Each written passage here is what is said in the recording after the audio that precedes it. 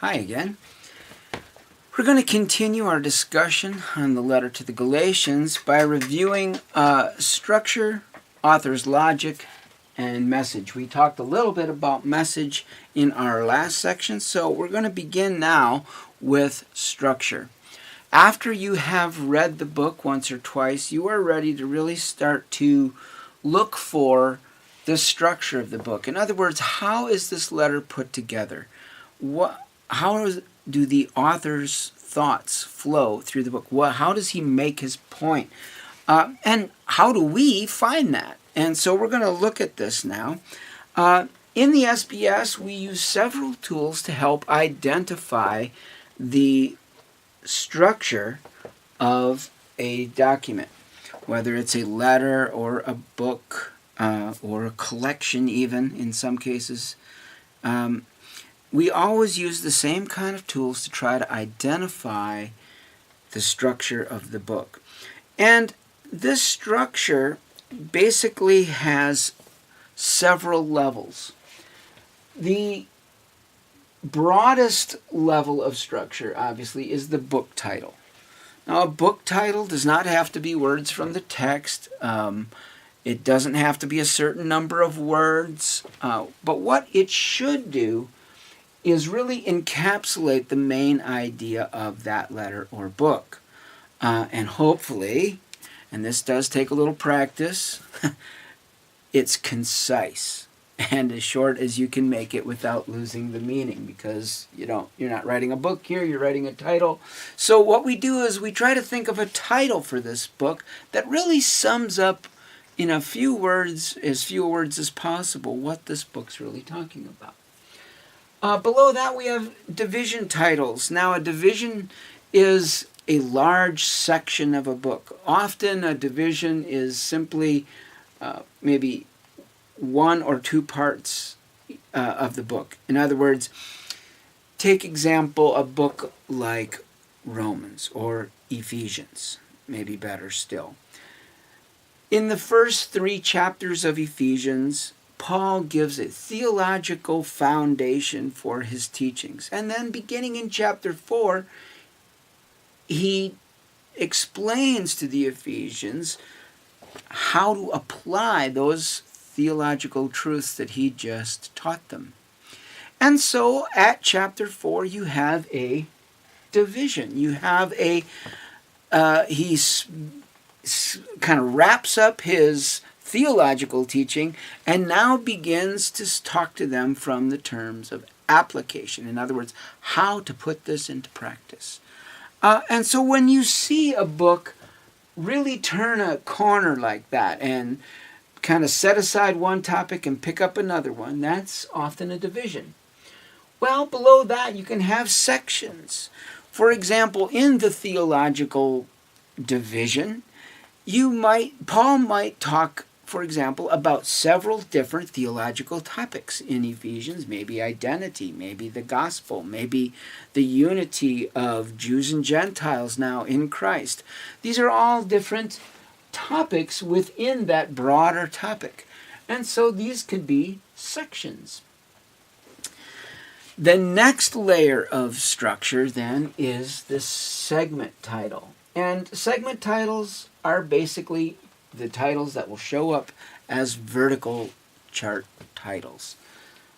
So a segment is essentially a vertical chart. So this layer of structure is kind of a working unit of text, one that is not too big, not too small, and that is about something. You don't want to break a topic in two if you can help it. You want to keep it logical.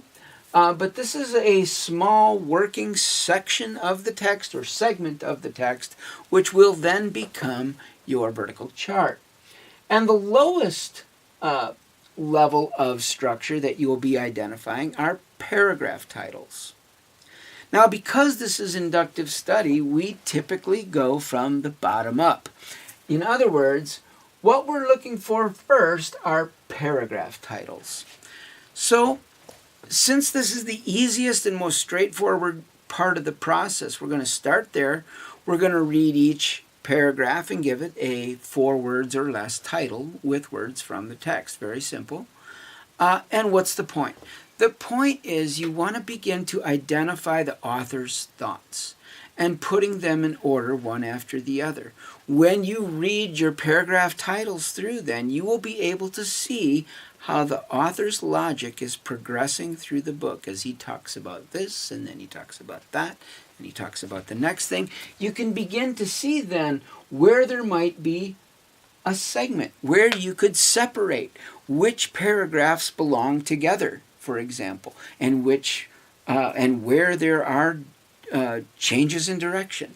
You can identify that by reading through your paragraph titles. Same with the vision titles.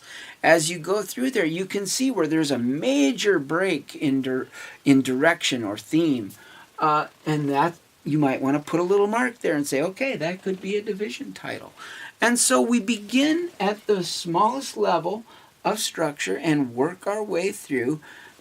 And really what we're doing is we are mapping out the logical structure of the book. In other words, what was on the author's mind and where was he trying to go with it and how did he get there? We're actually just mapping out the author's thoughts and his logic through the book so that as we are studying in depth later and we're getting all into the details and we're ever so carefully looking at every little detail, we don't forget that these details are actually part of a bigger structure, that these details only exist to support the author's message, as we said earlier, that it is the message that is the glue that holds all this together logically, and all of these things feed into that message.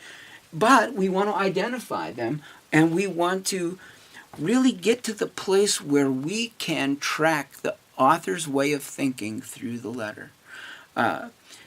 You know that if a friend of yours writes you a letter, you are much less likely to misunderstand it than if a total stranger writes you a letter. Why? Because you know the way your friend thinks.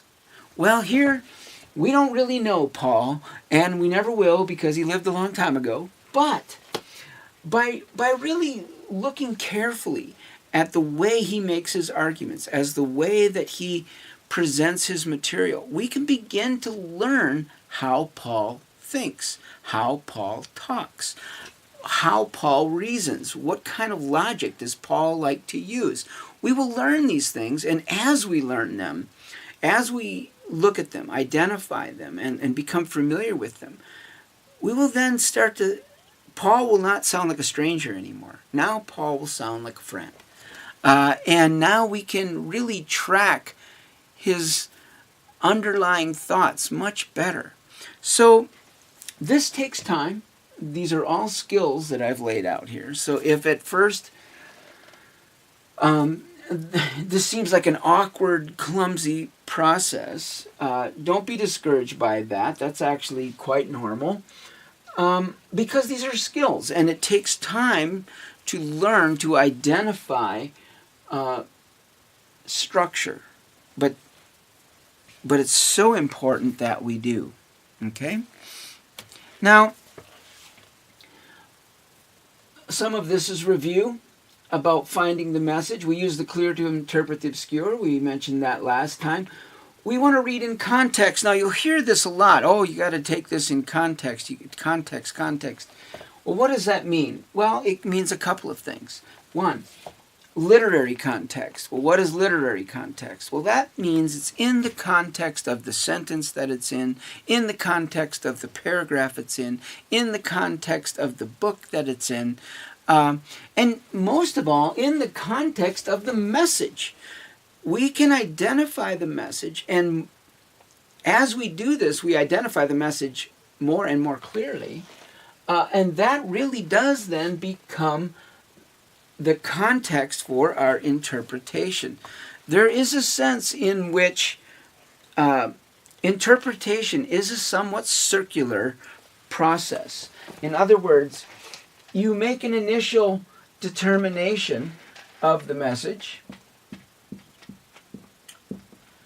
You then begin to inductively probe into the text, and learn more and more details which will refine this message.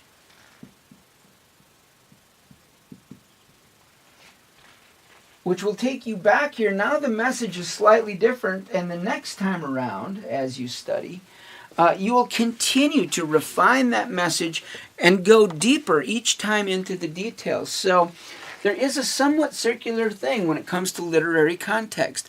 You have to make some initial assumptions in your early readings, in your big picture readings, but these will then be refined as you work through. And as you refine the message, you're refining the literary context as well.